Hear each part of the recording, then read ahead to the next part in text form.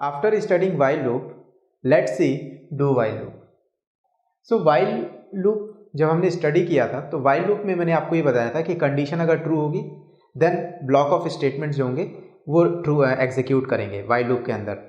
लेकिन what happens कि अगर कंडीशन एक बार भी ट्रू ना हो, तो जब कंडीशन एक बार भी ट्रू नहीं होगी तो उस केस में हम क्या करेंगे, जो भी ब्लॉक ऑफ स्टेटमेंट्स होंगे उनको हम रन नहीं करा पाएंगे. ठीक है, तो block of statements at least one time run हो उसके लिए हमें डू वाइल लूप का यूज़ करना होता है. ठीक है, वाइल लूप जब कंडीशन ट्रू होती है तभी उसके अंदर का जो भी ब्लॉक ऑफ स्टेटमेंट्स है वो रन होता है. लेकिन डू वाइल लूप ये इंश्योर करता है कि जो ब्लॉक ऑफ स्टेटमेंट्स है, जो सेट ऑफ स्टेटमेंट्स है, वो एटलीस्ट वन टाइम तो जो है वो एग्जीक्यूट हो. उसके बाद फिर हम क्या करें, कंडीशंस को चेक करें. तो यहाँ पे जो डू वाइल लूप का सिंटैक्स है, सबसे पहले डू वर्ड लिखा जाता है, देन डू वाइल लूप की बॉडी होती है. इस बॉडी के अंदर सेट ऑफ स्टेटमेंट्स होते हैं. ठीक है, तो ये set of statement at least one time तो रन होंगे ही होंगे. फिर जब पर्टिकुलर बॉडी क्लोज होगी उसके बाद हम क्या करते हैं, वाइल वर्ड यूज करके कंडीशन चेक करते हैं. अब अगर ये कंडीशन ट्रू होती है तो हम क्या करेंगे, वापस से डू पे चले जाएंगे और फिर से सेट ऑफ स्टेटमेंट को रन कराएंगे. फिर से हम कंडीशन चेक करेंगे और जब तक ये कंडीशन ट्रू होगी तब तक ये सेट ऑफ स्टेटमेंट जो हैं इंडिविजुअली बार बार रन होते रहेंगे. लेकिन जैसे ये सेट ऑफ स्टेटमेंट्स फॉल्स होंगे, ये कंडीशन जैसी फॉल्स होगी तो हम क्या करेंगे, इस वाइल लूप से बाहर आ जाएंगे. तो बात समझ में आ रही है. तो डू वाइल लूप ये इंश्योर करता है कि ये set of statement at least one time तो एग्जीक्यूट हो. Now let's see flow chart. तो सबसे पहले स्टार्ट से हमने डू वाइल लूप स्टार्ट किया, देन कोड ब्लॉक. ये कोड ब्लॉक कौन से हैं, ये सेट ऑफ स्टेटमेंट्स जो बॉडी के अंदर प्रेजेंट है. ये कोड ब्लॉक को हम रन करा रहे हैं. फिर हमने कंडीशन को चेक की, अगर कंडीशन ट्रू है तो वापस से कोड ब्लॉक रन होगा. तो यहाँ पे आप ये डिफरेंस ऑब्जर्व कर रहे होंगे कि डू वाइल लूप में क्या होता था, पहले कंडीशन होती थी और कोड ब्लॉक बाद में होता था. लेकिन डू वाइल लूप में जो है कोड ब्लॉक पहले है और कंडीशन बाद में. तो इसकी वजह से क्या होगा, ये कोड ब्लॉक एक बार रन होगा, उसके बाद फिर हम कंडीशन से इसको रन कराएंगे. अगर कंडीशन ट्रू है तो ये फिर से रन होगा, फिर चेक करेंगे. और जब कंडीशन अगर फॉल्स होगी तो हम क्या करेंगे, डू वाइल लूप से बाहर आ जाएंगे. बात समझ में आ रही. लेट्स सी ये प्रोग्राम. अगर प्रोग्राम को एनालाइज करने से हमको क्लियरली समझ में आ जाएगा कि कैसे डू वाइल लूप वर्क करता है. सो मैं सेम प्रोग्राम लूंगा यहाँ पे जो प्रोग्राम मैंने वाइल लूप में लिया था.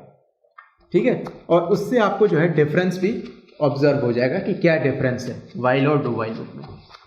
सो first line header file include कराना है, hash include stdio.h standard input output header file.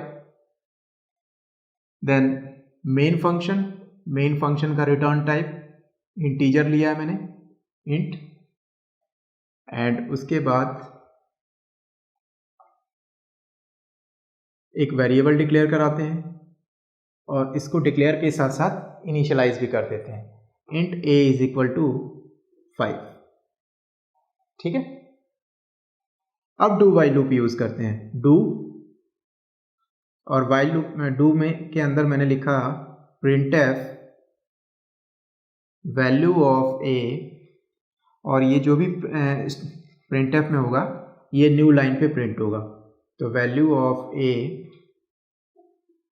Equal to %d a. आ रहा समझ में. देन a++, उसके बाद ब्रैकेट क्लोज और इसके साथ हमने कंडीशन लगा दी वाइल वर्ड यूज करके, while a is less than 5 और सेमीकोलन. ये डू वाइल लूप की बॉडी खत्म. देन उसके बाद मेन फंक्शन के लिए हमने लिखा रिटर्न 0 और उसके बाद मेन फंक्शन भी क्लोज. सो हमने इस प्रोग्राम में क्या किया, एक वेरिएबल a लिया है, तो मेमोरी में ये वेरिएबल a स्टोर हो जाएगा और इस वेरिएबल में हमने वैल्यू इनिशियलाइज कर दी है 5. Okay, then do while loop का यूज किया है और डू वाइल लूप में इस पर्टिकुलर ब्लॉक ऑफ कोड को एटलीस्ट वन टाइम मैंने रन कराने की कोशिश की है. तो value of a is equal to %d. तो ए की जो भी वैल्यू होगी वो आउटपुट में प्रिंट हो जाएगी। तो आपके पास आउटपुट में क्या आएगा, आउटपुट में आएगा value of A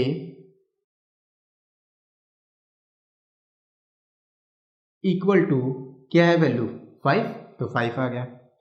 then A plus plus, अब ए को जो है हम इंक्रीमेंट करेंगे तो 5 से क्या हो जाएगा 6।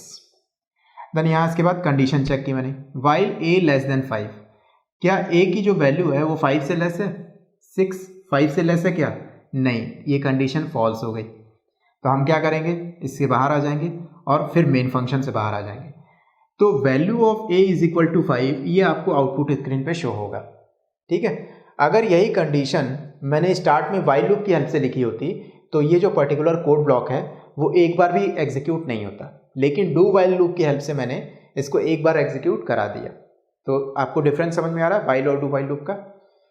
ठीक है, तो डिफरेंस एक अलग बात है, लेकिन वाइल और डू वाइल लूप को कैसे यूज करते हैं वो भी आपको समझ में आ रहा होगा। तो लेटर ऑन हम और भी बहुत सारे प्रोग्राम्स करेंगे वाइल और डू वाइल लूप में, जिससे कि आपको इसकी अच्छी अंडरस्टैंडिंग हो जाएगी। ओके।